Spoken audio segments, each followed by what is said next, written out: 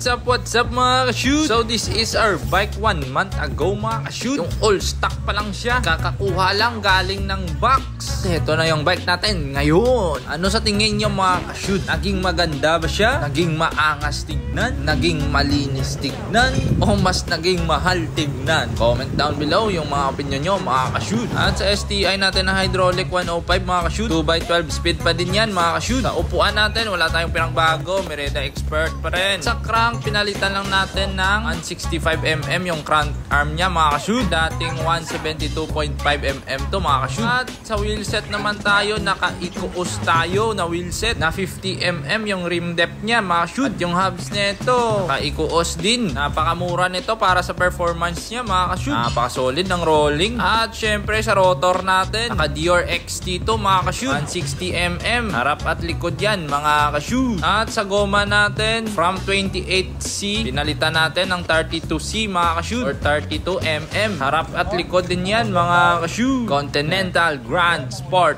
Race 32mm. At yung pinaka last na upgrade natin, itong drop bar. Internal cabling na siya, integrated pa, aero bar pa. So wala na talagang kable na nakalabas mga ka-shoot. Sobrang linis tignan. Lahat ng pyesa na in-upgrade ko dito mga ka-shoot, ilalagay ko lang sa comment section. Pa hinihintay mo, add to cart na.